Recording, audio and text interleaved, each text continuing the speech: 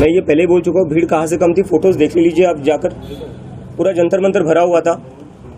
कुछ लोग आ गए थे जो धरना शुरू होने से पहले ही फोटो निकाल कर चले गए और दिखा दिया कि देखो भीड़ आई। अरे शुरू ही नहीं हुआ था, मैं खुद वहां नहीं पहुंचा था। जब मैं चला गया तब तो पूरा भरा हुआ था। और किस को पाकिस्तानी कहोगे आप? स्टूडेंट्स को पाकिस्तानी कहोगे, मुझे पाकिस्तानी कहोगे, अपोजिशन को पाकिस्तानी कहोगे, आप जैसे पत्रकारों को पाकिस्तानी कहेंगे जो सरकार से सवाल पूछते हैं। तो भारतीय है कौन, इंडियन है कौन? बस IT सेल वाले। क्या लगा रखा है इस देश में? एजुकेशन मिनिस्टर के इस्तीफे के बाद आपकी क्या डिमांड्स रहेंगी आगे? हम उसके लिए पूरा एजेंडा प्रिपेयर करें, जिस पर हम जाकर बताएंगे कि एजुकेशन में क्या क्या, किस तरीके से पूरा एजुकेशन सिस्टम फिक्स हो सकता है। और बात वही तक नहीं है, इस देश में एम्प्लॉयमेंट की भी बहुत जरूरी है। हम देख रहे हैं 10-12 साल में, जो पिछले 10-12 साल में जो इंडिया का पॉलिटिक्स रहा है, हिंदू मुस्लिम कर रहे हैं। उस हिंदू मुस्लिम से किसी को जॉब नहीं मिल रही है, उस हिंदू मुस्लिम से किसी की एग्जाम अच्छी नहीं जा रही है। तो वो सारा फोकस बदलना पड़ेगा, सरकार का जो प्रायोरिटी वो बदलना पड़ेगा, फोकस बदलना पड़ेगा।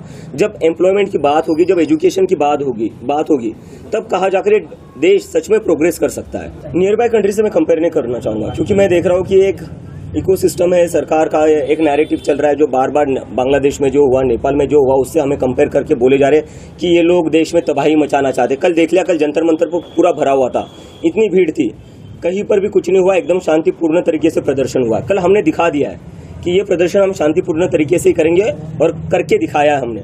और आगे जाकर इससे भी बड़ा प्रदर्शन होगा जो पूरा शांतिपूर्ण होगा। बिल्कुल होगा, मैं जल्दी तय करूंगा उसको। राजनीतिक पार्टी के लोगों से, बड़े नेताओं से कोई बातचीत हुई है इस बार? बिल्कुल नहीं, किसी से मिलने बिल्कुल नहीं, कोई आपसे मिलने वाला? मैं सीधा अपने घर पर आया हूँ।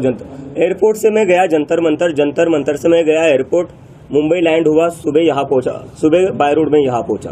अगर कोई इच्छा व्यक्त करता है आपसे मिलने की या आगे बात करने की तो? नहीं, ये जैसे ही मैंने पहले बताया, ये पूरा मूवमेंट जो है वो युवाओं का मूवमेंट है, इट्स फॉर द जेन जी। और उन लोगों का सभी पार्टियों से भरोसा उठ चुका है। तो जिन जिन लोगों को हमें समर्थन देना है वो बाहर से समर्थन दे सकते हैं, लेकिन हम खुद किसी से भी एसोसिएटेड नहीं होंगे, ये मैं बात क्लियर कर देता हूँ। महाराष्ट्राचे मुख्यमंत्री आहेत देवेंद्र फडणवीस यांनी बाईट देताना सांगितलं, आता थोड्या वेळापूर्वी काल सांगितलं की अराजकतावादी चेहरा आणि मनसुबे या आंदोलनातून उघड झाले आहेत।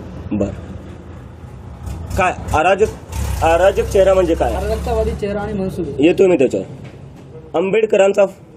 आंबेडकरांचं पुस्तक घेऊन गेलो होतो मी, त्यांना म्हणायचं जे आंबेडकरांना फॉलो करतात ते अराजक असतात। जे भीमचे घोषणा देत होतो मी, त्यांना हे म्हणायचं जे भीमच्या घोषणा अराजकता आहे। देवेंद्र फडणवीस जे आपले मुख्यमंत्री आहेत त्यांनी थोडा ना विचार करावा। ते यूपीचे मुख्यमंत्री नाही, ते महाराष्ट्राचे मुख्यमंत्री आहे, जो महाराष्ट्र प्रोग्रेसिव्ह आहे, सेक्युलर आहे, पुरोगामी विचारांचा आहे। ते कसं काय जे आंबेडकरांचे पुस्तक घेऊन चालतायत, जे भीमचे घोषणा देत आहेत, त्यांना कसं काय ते अराजक म्हणू शकतात? मला लाज वाटते जे स्टेटमेंट आले त्यावरनं। काँग्रेस जनता पार्टीचे वाळूज महानगर हेड ऑफिस राहील म्हणजे राष्ट्रीय कार्यालय। प्रयत्न करू बेस बनवायचा इथे। जंतर मंतर में जो लोग आए थे, जो बच्चे आए थे, जो यूथ आया था, ये देश के किस किस कोने से आया था? आपने कुछ इसको एनालाइज किया है, कुछ स्टडी किया? कल जो मैंने टी-शर्ट पहनी थी वहां पर Indian Jersey, Indian cricket team की, वो एक लड़का आया था सिक्किम से, 1500 किलोमीटर दूर से आया था। एक लड़का आया था केरला से, वो भी बोल रहा था सर मैं केरला से आया हूँ, बहुत दूर से आया हूँ, आपसे बस 2 मिनट बात करनी थी। तो मैंने बात कर ली उससे। कुछ लोग आए थे उड़ीसा से, कुछ लोग आए थे बंगाल से, राजस्थान से लोग थे, गुजरात से लोग थे, महाराष्ट्र से, तो मतलब पूरी टीम में मेरे जितने भी दोस्त थे पुराने, वो सारे वहां पर ही थे। तो पूरे देश भर से लोग आए थे। कश्मीर से भी एक दोस्त मिला था मुझे, वो भी आया हुआ था। आपका जो ये पक्ष है वो एक मूवमेंट के लिए ही सीमित रहेगा या आगे और भी इसके कुछ आएंगे? आप राजनीति में उतरेंगे, अपना अलग से पक्ष बनाएंगे? जैसे मैंने कहा कि राजनीति को बस अपना इलेक्शन की तरफ मत देखिए। इस देश का जो नुकसान हो रहा है ना, वो इसलिए हो रहा है क्योंकि आप लोगों ने ना राजनीति को बस इलेक्शन तक ही लिमिटेड रख दिया है।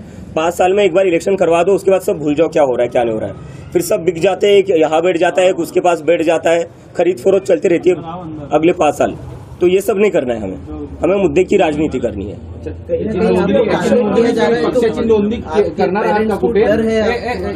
कहीं ना कहीं आप टारगेट कर रहे हैं, तो आपके पेरेंट्स को भी डर है कि आपको कहीं जेल में? मैं मेरे पेरेंट्स को बता कर आया था जब मैं यूएसए से बैठा था फ्लाइट में कि मैं तो इसलिए आ रहा हूँ, मैं मेंटली प्रिपेयर हूँ जेल जाने के लिए। अगर मैं जेल जाता हूँ आप चिंता मत करना, क्योंकि इस देश में किसी न किसी को तो आवाज उठानी पड़ेगी, और कल मैं उसके लिए तैयार था। जेनजी को एक ही मैसेज है कि जब आप लोग आवाज उठाओगे तो सरकार में कोई भी बैठा हो उसको आपकी बात सुननी पड़ेगी। आप लोग आवाज नहीं उठाते हो, उन लोगों को लगता है कि आप डर जाओगे, और उनको ये लगता है कि अगर ये लोग मुझे अरेस्ट कर देंगे तो उससे आप लोग डर जाओगे, लेकिन आपको डरना नहीं है।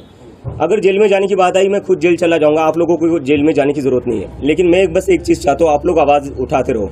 जब जब किसी के साथ भी इस देश में गलत होगा, यह हम सबकी जिम्मेदारी है कि हम आवाज उठाएं।